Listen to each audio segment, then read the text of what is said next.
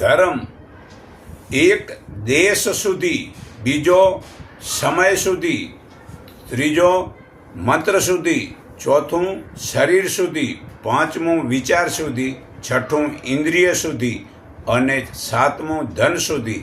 આ 7 સુધી વડે જ ભક્તિમાં મન લાગે છે.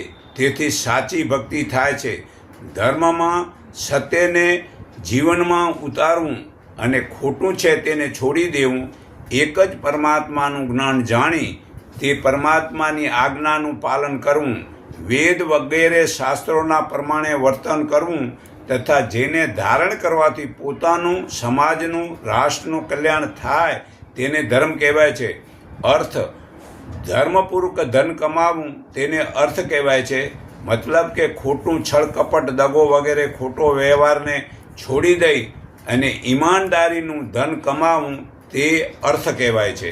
કામ જે ધર્મથી જે ધન ભેગું કરવામાં આવ્યું છે એ ધનથી ભોજન ખાઈને પોતાની પત્નીને ઋતુદાન ભાવથી ભક્ત દાતારી અને શૂરવીર સંતાન બનાવવા તે કામ કહેવાય છે. હે અર્જુન, આ કામ અને વેર વિનાનું બળવાનોનું બળ પણ હું જ છું.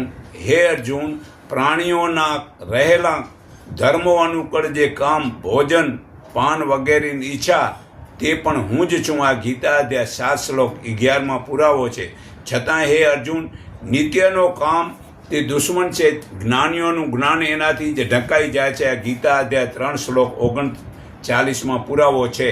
તો સ્ત્રીઓની ઋતુકાળ 16 દિવસની પહેલાં 4 દિવસ 11મી 13મી છોડી 10 દિવસ જે સ્ત્રી સંઘથી બ્રહ્મચારી રહે છે અને શક્તિ જળવાઈ રહે છે અને જ્ઞાન પણ પ્રાપ્ત કરી શકાય છે. આ મનુસ્મૃતિ પાના નંબર 47 શ્લોક નંબર 47-50માં પુરાવો છે.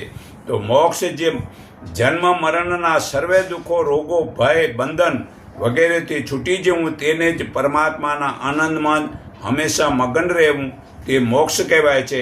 હે અર્જુન, તું સર્વે ભાવથી તે પરમાત્માને શરણે જા. તેની કૃપા વડે તું પરમ શાંતિ અને સનાતન થાન મોક્ષપદ પામીશ. ગીતા અધ્યાય 18 શ્લોક 62માં પુરાવો છે.